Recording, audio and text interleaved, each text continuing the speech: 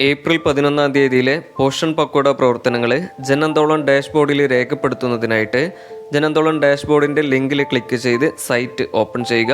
അപ്പോൾ ഇതേ രീതിയിൽ ലോഗിൻ പേജ് ഓപ്പൺ ആയിട്ട് വരും. സാധാരണ രീതിയിൽ തന്നെ യൂസർ നെയിമും പാസ്വേഡും നൽകിയിട്ട് ലോഗിൻ ചെയ്യുക. അപ്പോൾ ഇതേ രീതിയിൽ ആക്ടിവിറ്റി പാർട്ടിസിപ്പേഷൻ ഫോം ഓപ്പൺ ആയിട്ട് വരും.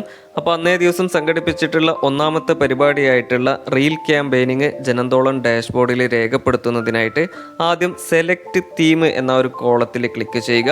അപ്പോൾ ഇതേ രീതിയിൽ തീമുകളുടെ ലിസ്റ്റ് ഓപ്പൺ ആയിട്ട് വരും. അതിൽ രണ്ടാമതായിട്ട് കാണുന്ന early stimulation for brain development എന്ന ഒരു തീം സെലക്ട് ചെയ്യുക. അതിനുശേഷം താഴെയുള്ള ലെവൽ എന്ന കോളത്തിൽ ക്ലിക്ക് ചെയ്ത് AWC എന്ന ഓപ്ഷൻ സെലക്ട് ചെയ്യുക.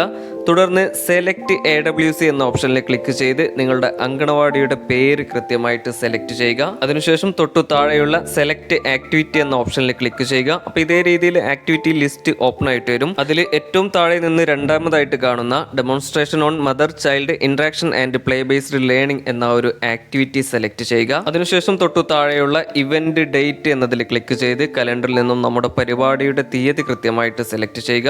തുടർന്ന് തൊട്ടു താഴെയുള്ള പാർട്ടിസിപ്പേഷൻ ഡീറ്റെയിൽസ് എന്ന ഭാഗത്ത് പരിപാടിയിൽ പങ്കെടുത്തവരുടെ എണ്ണം കൃത്യമായിട്ട് രേഖപ്പെടുത്തുക.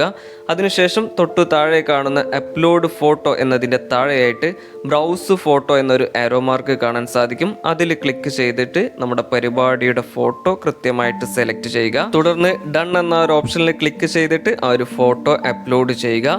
അതിനുശേഷം ഏറ്റവും താഴെയുള്ള സബ്മിറ്റ് എന്ന ബട്ടണിൽ ക്ലിക്ക് ചെയ്ത് ഫോം സബ്മിറ്റ് ചെയ്യുക. അപ്പോൾ ഈ രീതിയിലാണ് ഒന്നാമത്തെ പരിപാടി ജനാന്തോളൻ ഡാഷ്ബോർഡിൽ രേഖപ്പെടുത്തേണ്ടത്. അടുത്തതായി അന്നേ ദിവസത്തെ രണ്ടാമത്തെ പരിപാടിയായിട്ടുള്ള സോഷ്യൽ മീഡിയ ക്യാമ്പയിനിന്റെ വിവരങ്ങൾ രേഖപ്പെടുത്തുന്നതിനായിട്ട് സെലക്ട് തീം എന്ന കോളത്തിൽ ക്ലിക്ക് ചെയ്യുക. തീമുകളുടെ ലിസ്റ്റിൽ നിന്നും ഏറ്റവും താഴെ കാണുന്ന അതേഴ്സ് എന്ന ഒരു തീം സെലക്ട് ചെയ്യുക. അതിനുശേഷം സെലക്ട് AWC എന്ന ഓപ്ഷനിൽ ക്ലിക്ക് ചെയ്ത് നിങ്ങളുടെ അങ്കണവാടിയുടെ പേര് കൃത്യമായിട്ട് സെലക്ട് ചെയ്യുക. തുടർന്ന് സെലക്ട് ആക്ടിവിറ്റി എന്ന കോളത്തിൽ ക്ലിക്ക് ചെയ്ത് IEC ഡിസമിനേഷൻ എന്ന ഓപ്ഷൻ സെലക്ട് ചെയ്യുക. അതിനുശേഷം തൊട്ടു താഴെയുള്ള ഇവന്റ് ഡേറ്റ് എന്നതിൽ ക്ലിക്ക് ചെയ്ത് പരിപാടിയുടെ തീയതി കൃത്യമായിട്ട് സെലക്ട് ചെയ്യുക. തുടർന്ന് പാർട്ടിസിപ്പേഷൻ ഡീറ്റെയിൽസ് എന്നതിൻ്റെ താഴെ പരിപാടിയിൽ പങ്കെടുത്തവരുടെ എണ്ണം കൃത്യമായിട്ട് രേഖപ്പെടുത്തുക.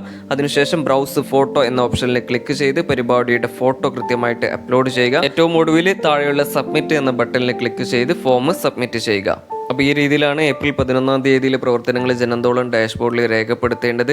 നമ്മൾ ഓരോ ദിവസവും സംഘടിപ്പിക്കുന്ന പ്രവർത്തനങ്ങൾ അതാത് ദിവസങ്ങളിൽ തന്നെ ജനാന്തോളൻ ഡാഷ്ബോർഡിൽ രേഖപ്പെടുത്താൻ പ്രത്യേകം ശ്രദ്ധിക്കണം. അപ്പോൾ ഇത്തരത്തിലുള്ള വീഡിയോകൾ നിങ്ങൾക്ക് ഉപകാരപ്രദമാകുന്നുണ്ടെങ്കിൽ വീഡിയോകൾ ലൈക്ക് ചെയ്യാനും തുടർന്നും ഇത്തരത്തിലുള്ള വീഡിയോകൾ ഉടനെ ലഭിക്കുന്നതിനായിട്ട് നമ്മുടെ പോഷൻ മാസ്റ്റർ എന്ന യൂട്യൂബ് ചാനൽ സബ്സ്ക്രൈബ് ചെയ്യാനും മറക്കരുത്.